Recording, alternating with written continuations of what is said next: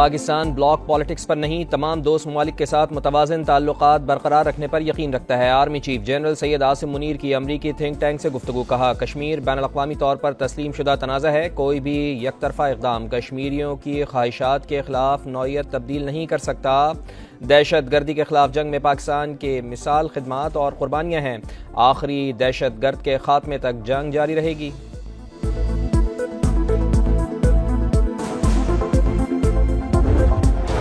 عام انتخابات کی گہما گہمی شروع، کاغذات نامزدگی کی وصولی اور جمع کرانے کا عمل جاری، ریٹرننگ افسران کے دفاتر میں امیدواروں کا رش، کاغذات نامزدگی کل شام تک جمع کرائے جا سکتے ہیں۔ ابتدائی فہرست 23 دسمبر کو جاری ہوگی، اسکروٹنی 24 سے 30 دسمبر تک ہوگی، 13 جنوری کو انتخابی نشانات الاٹ کیے جائیں گے، پولنگ 8 فروری کو شیڈول۔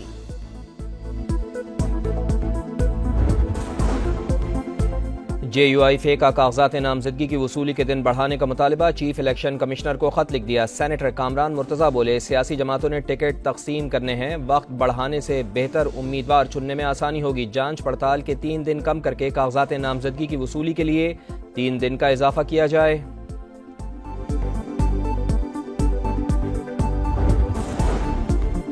حیات نااہلی پر عدالتی فیصلے اور الیکشن ایکٹ میں تضاد، سپریم کورٹ کے حکم پر اخبارات میں اشتہار شائع، آرٹیکل 62(1)(f) اور الیکشن ایکٹ کے سیکشن 232 کے تحت نااہلی کی مدت کا سوال اٹھا، فیصلے کا اثر عام انتخابات میں امیدواروں پر ہو سکتا ہے، امیدوار چاہے تو جواب جمع کرا سکتے ہیں، سماعت 2 جنوری کو 7 رکنی بینچ کرے گا۔ ملک کی 4 بڑی وکلا تنظیموں کا چیف الیکشن کمشنر پر عدم اعتماد کا اظہار، Pakistan bar council, supreme court bar, Punjab اور سندھ ہائی کورٹ بار کا سکندر سلطان راجہ کو عہدے سے ہٹانے کا مطالبہ، کہا سیاسی جماعتوں کو لیول پلینگ فیلڈ نہیں دی جا رہی، سپریم کورٹ کو الیکشن کمیشن کے ہر عمل کی توثیق کے بجائے تضادات کا نوٹس لینا چاہیے۔ جہلم، گجرانوالہ اور راولپنڈی سمیت کئی اضلاع کی حلقہ بندیوں میں عدم توازن دیکھا ہے، نئے الیکشن سے پہلے تحفظات دور کرنا ضروری ہے۔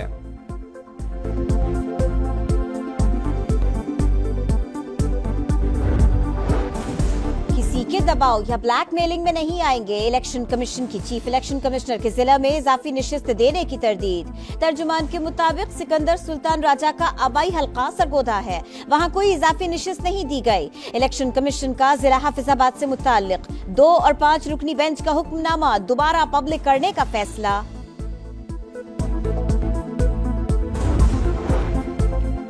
عام انتخابات کے لیے امیدواروں کی سلیکشن، نون لیگ کے پارلیمانی بورڈ کی آج بھی بیٹھک، خواتین کی مخصوص نشستوں پر ٹکٹ کی خواہش مند امیدواروں کے انٹرویوز۔ آڈیو لیکس کیس، اسلام آباد ہائی کورٹ کی FIA اور PTA کو دوبارہ رپورٹ جمع کرانے کی ہدایت، جسٹس بابر ستار نے ریمارکس دیے، تماشا بنانا چاہتے ہیں تو بنا لیں، اب وفاق پر ہے کہ کیس چلانا ہے۔ اٹارنی جنرل بولے اگر کوئی ریکارڈنگز ہو رہی ہیں تو وہ غیر قانونی ہے۔ پاکستان کو فوری مالی اور ڈھانچہ جاتی اصلاحات کی ضرورت ہے، انتخابات کے بعد دیرینہ اسٹرکچرل مسائل حل کرنے کا موقع ہے، اگر یہ گنوا دیا تو دوبارہ معاشی مسائل میں گرنے کا خدشہ ہے۔ عالمی بینک نے خبردار کر دیا، $35 کروڑ فائنینسنگ کی منظوری رقم رائز 2 منصوبے کے تحت فراہم کی جائے گی۔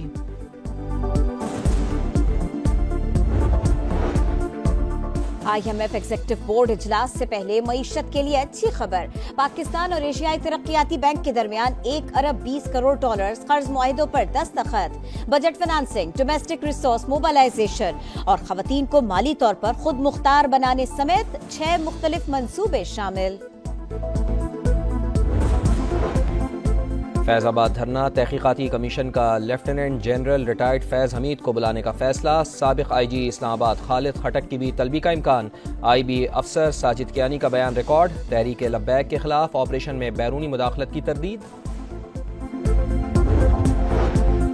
جہلم کیریج وے منصوبے میں کرپشن، نیب نے فواد چودھری کو عدالت میں پیش کرنے کی اجازت مانگ لی، موقف اپنایا، ملزم جوڈیشل کسٹڈی پر ہے، جسمانی ریمانڈ کے لیے عدالت لانا ہے، عدالت کی نیب کو درخواست ترمیم کے ساتھ دوبارہ جمع کروانے کی ہدایت۔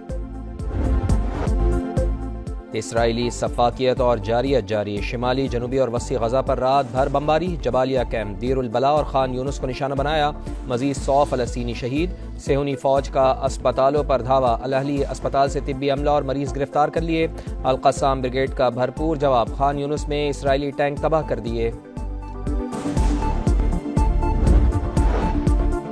قرارداد کے مسودے پر رکن ممالک میں اختلاف، فلسطین میں جنگ بندی کی قرارداد پر دوسرے روز بھی ووٹنگ نہ ہو سکی، یو اے ای کی قرارداد پر سلامتی کونسل میں آج ووٹنگ متوقع، اسرائیل غزہ میں عارضی جنگ بندی پر راضی، یرغمالیوں کی رہائی کے مطالبہ، حماس رہنما اسماعیل ہنیے مذاکرات کے لیے آج مصر جائیں گے۔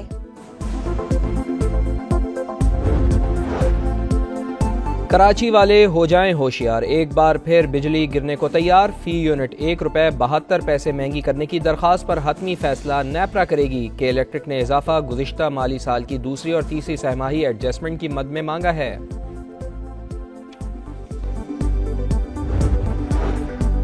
کراچی کے علاقے باغ کورنگی میں ٹریفک حادثہ، تیز رفتار گاڑی نے 3 موٹر سائیکل سواروں کو کچل دیا، 2 افراد جاں بحق 3 زخمی، سنگر چورنگی کے قریب مسافر بس الٹ گئی، کئی مسافر زخمی۔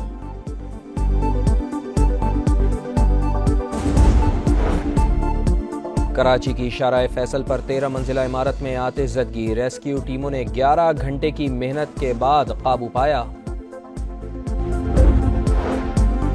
عوام کو ریاست کے خلاف اکسانا ڈونلڈ ٹرمپ کو مہنگا پڑ گیا، حامیوں کے کیپٹل ہلز پر حملہ کرنے پر صدارتی انتخاب کے لیے نااہل، کولوراڈو کی عدالت نے فیصلہ سنا دیا، سابق صدر کا فیصلہ ماننے سے انکار، سپریم کورٹ جانے کا اعلان۔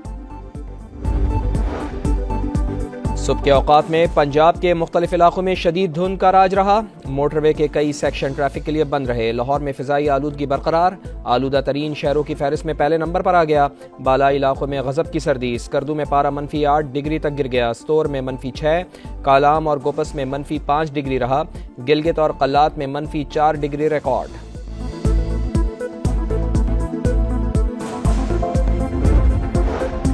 آسٹریلیا کے خلاف دوسرے ٹیسٹ سے پہلے پاکستان کو دھچکا، فاسٹ بولر خرم شہزاد انجری کا شکار، پسلی میں تکلیف کی شکایت پر MRI اسکین،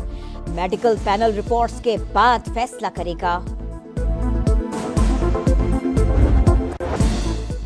نیوزی لینڈ کے خلاف T20 سیریز کے لیے قومی ٹیم کا اعلان، اعظم خان اور صاحبزادہ فرحان کی واپسی، ڈومیسٹک کے پرفارمر عباس آفریدی اور وکٹ کیپر حسیب اللہ بھی سلیکٹرز کا اعتماد حاصل کرنے میں کامیاب، محمد حارث کو ڈراپ کرنے پر سوالات اٹھ گئے، راشد لطیف بولے کیسے T20 کے بہترین پلیئر کو ڈراپ کر سکتے ہیں۔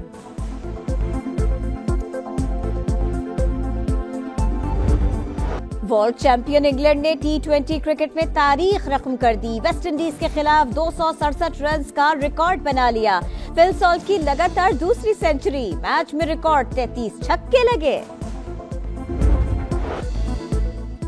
اور چیلسی کاراباؤ کپ کے سیمی فائنل میں پہنچ گیا، کوارٹر فائنل میں پینلٹی شوٹ آؤٹ پر نیو کاسل یونائیٹڈ کو 4-2 سے ہرا دیا۔